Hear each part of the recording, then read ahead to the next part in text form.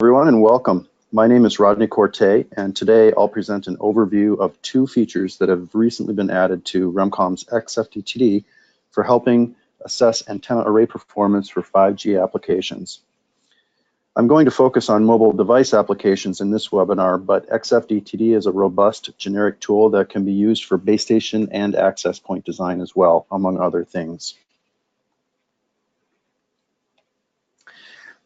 We'll discuss a new array analysis tool for XFdtd and how to account for the effects of a matching circuit from a circuit simulator on SAR, HAC, and other system quantities. We'll also discuss the workflow for designing matching circuits in multiport devices and other tools such as Optenni Lab and applying them back in XFdtd. During the presentation, feel free to ask questions in the chat window. One of our panelists may answer it, or it may be addressed by me at the end. Until 5G, wireless communications have used frequencies below 6 gigahertz. One of the key features of 5G is an extension into the millimeter wave frequencies.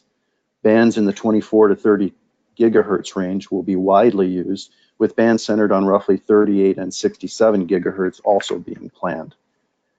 Due to their small wavelengths, these frequencies allow the use of antenna arrays, even on mobile devices, and the arrays can be beam steered to improve performance. Therefore, one of the key requirements for the antenna engineer is to assess the overall performance of the antenna array carrier specifications and to verify compliance with new power density standards for exposure that replace SAR above 6 gigahertz. That in turn requires considering beam steering in the array assessment. One measure of performance is found by computing the overall cumulative distribution function, or CDF, of the EIRP of the array as it is steered over a set of directions. So what does that mean? Well, let's start with a simple example. A single antenna, and therefore a fixed gain and EIRP pattern, such as the one shown on the left. For a given input power into that single antenna, the CDF tells us the percentage of the sphere around the device that exceeds a given EIRP. It is this relationship between coverage and EIRP that informs about the antenna's performance. In this example, for an input power of 23 dBmW, shows us that the maximum EIRP is about 27 dBm. About 50% of the pattern is below about 16.5 dBm. In other words, the performance is not very good. Now let's expand that to a 4-element array with a fixed phase relationship between the 4 elements. As before, we'll get a single far field and EIRP pattern. The CDF in this case shows us that the overall performance, shown with the dotted line, is actually worse than the single element case. That seems surprising at first, but we notice that the peak EIRP is almost 29 dB compared with 27 dB for the previous case. This results in a lower EIRP over the entire rest of the pattern, so it makes sense. But we're talking about an array. What if we steered the array to a set of specific directions, found the best EIRP over the entire pattern from those steered directions, and then performed the CDF of that? In other words, what if we computed the CDF for the composite pattern from all of the patterns of the steered beams, which you're seeing now, which results in the pattern on the right? Assuming the system always steers the beam to achieve the best received power, we would have a much better idea of the real performance of the array. As you can see, the performance of the beam steered array, as indicated by the large dash line on the right, it far outperforms the other two cases. The maximum EIRP is 33.8 dBm, and 50% of the pattern is above the input power of 23 dBm. So how does this work in XFdtd? To demonstrate how to perform the CDF computation in XFdtd, I'll use this example of a mobile device with two 4-element arrays designed for use at 26 gigahertz. One in the lower right-hand corner of the device and the other on the opposite corner in the upper left hand of the device. We'll also analyze its performance in landscape mode, being held by two hands. I've already created the feeds for each of the antenna array elements, and there is one per element. For array analysis, we also need to collect far zone using the far zone sensor. This type of analysis, we recommend using a 1 degree spacing in phi and theta to get the best analysis. Next, we create or execute an S-parameter simulation by clicking in XFdtd on the Simulations tab and FDTD. We ensure that all the ports of the arrays are set to be active for the S-parameter matrix, and we also enter the operating frequency or frequencies of the array on the Frequencies of Interest tab, and then go ahead and execute the simulation. When the simulation is complete, the results will be ready in the results browser. We'll select one of the far zone results from the simulation that was run, and then run the array analysis tool. In this case, I have the array analysis tool installed in the macros menu. In order to steer the beam of an array, we need to tell XFdtd what the allowable phases are for each element, and also in what directions to steer the beam. This is done in the left-hand column. In this case, I've specified 8 different directions around the device as it's used in landscape mode, and I'll briefly switch back to show you those. The angles are the red dots in the plane of the device. To steer the beam, XFdtd will use an optimizer to modify the phases of each element of the array to achieve maximum gain in each of these specified directions. In the center column is where we define which ports go with which arrays. Ports 1 to 4 are for the array along the top of the device in landscape mode. So we'll select all 4 ports and say define selected ports as an array. Below, we see that we've created an array and have the opportunity to put in the amount of available power of the array. And below that, you see a button that says to create a CDF for the selected arrays. I'm going to click OK here. I see that I'm asking XFdtd to create a CDF in the upper right-hand corner. When I click OK, XFdtd does the optimization and creates a graph. We'll open that to show the CDF. And I'll also select this and make the plot a little larger so we can see it. So this is the first case that I showed earlier. This array analysis tool can also be used to assess the use of multiple arrays. For example, if one array is obscured or unable to steer in a desired direction, the system may switch to another array for better connectivity. For example, the array near this hand is mostly blocked by the landscape hand.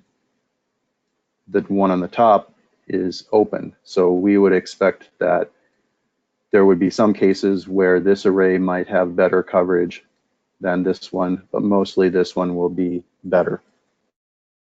So what happens if we include both arrays in a scenario like that?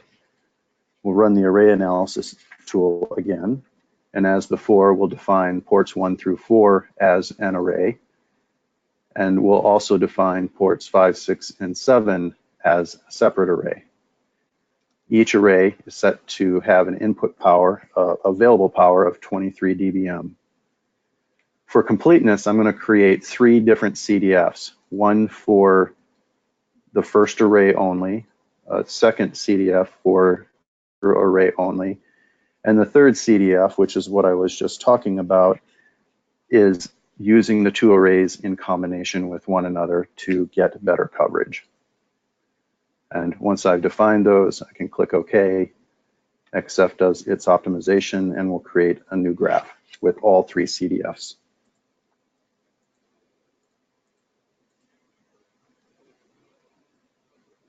The blue line is array 1. The green line is the array that is tucked up near the hand, so we expect that its performance is worse. And the red line indicates the performance of the common arrays. And as you can see, we have much better overall performance. In fact, we have approximately 50% of the patterns having an EIRP of greater than 25 dBmW, compared to around 30% for the other individual arrays. We have started fielding this array tool to customers and have already several feature requests to enhance the tool.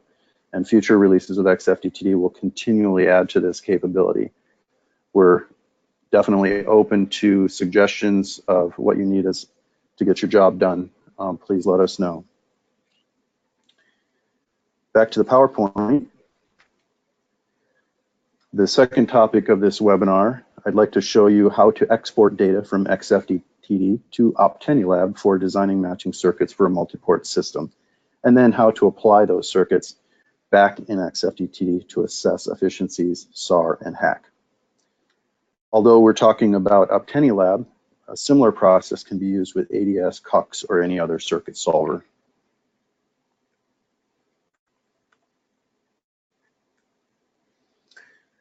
For this part of the presentation, I'm going to use this simple design with 2 slightly different inverted F antennas.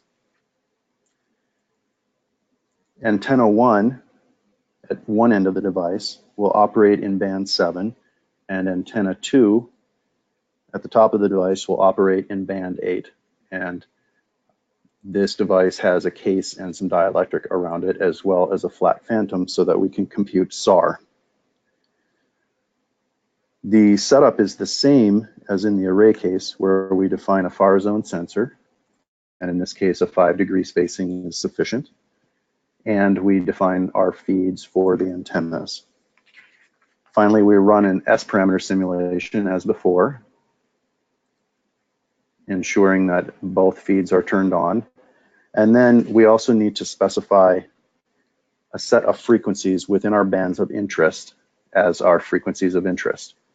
And so I've added, in this case, low, mid, and high in both TX for each band, for a total of 12 frequencies.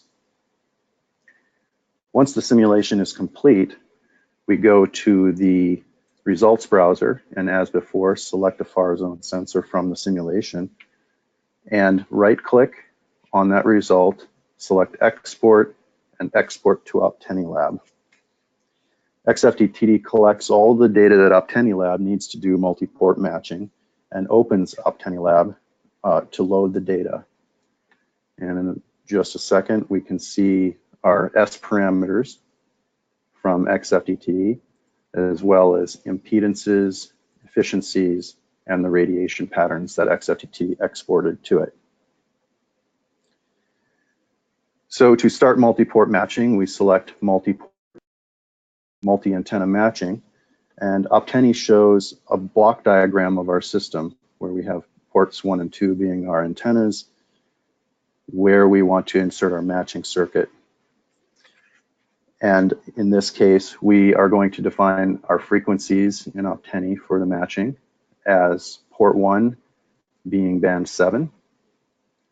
And we also specify a target system efficiency of -10 dB. For port 2, we're going to specify band 8 and also -10 dB for this example. I'll note that I'm setting up a very, very simple design with minimal use of Optenni Lab's extensive features. It's fully capable of handling multiple bands and tuner states and tuner matching, as well as isolation.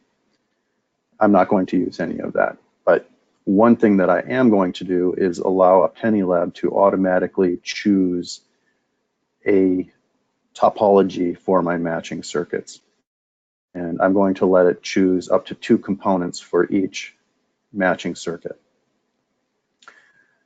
At this point, when I click OK, Optenni Lab will go off and do its work to optimize a matching circuit to meet my requirements that I specified under frequencies.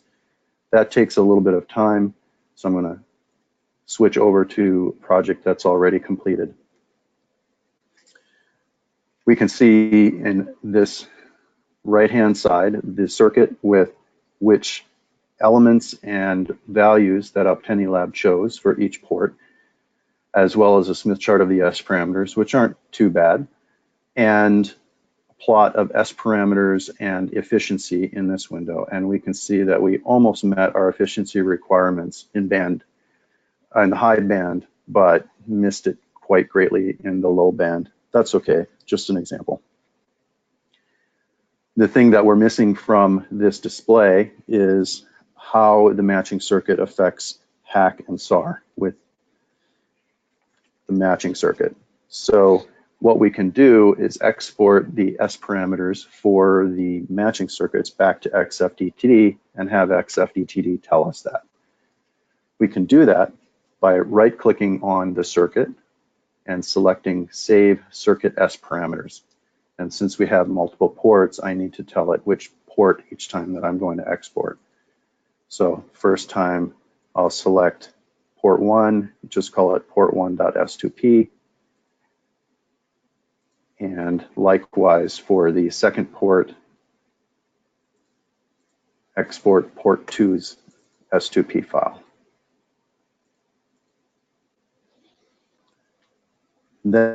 Then back in XFdtd, we're ready to apply those matching circuits to our results.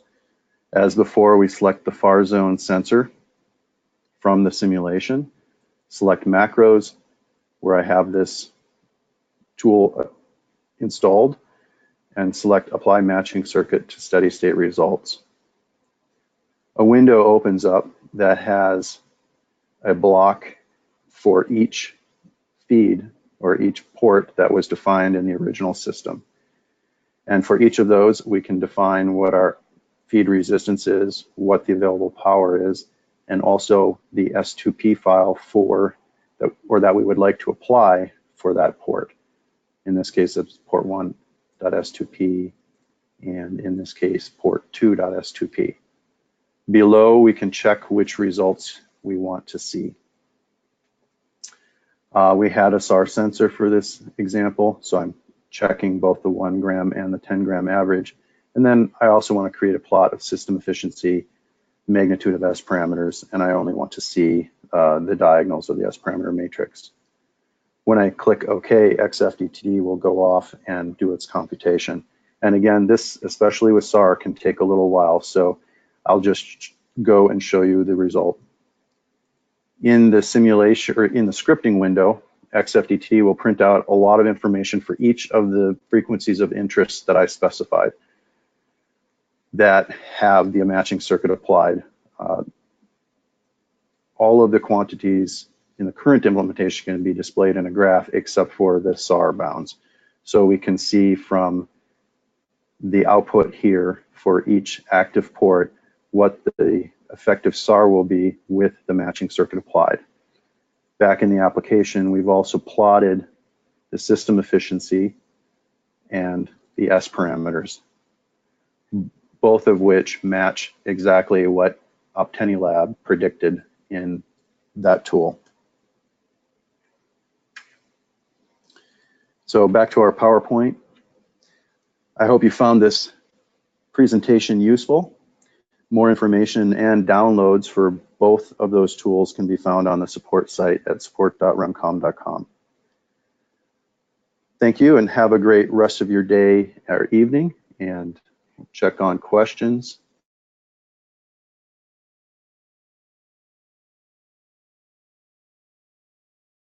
Looking here, it looks like all of our questions have been answered by our panelists.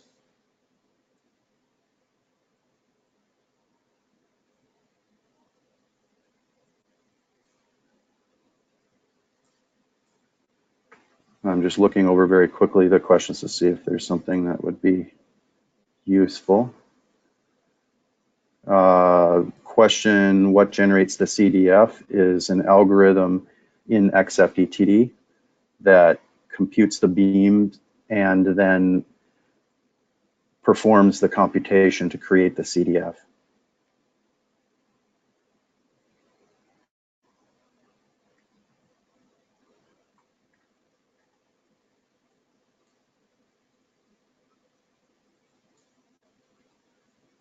Okay, well, thank you very much.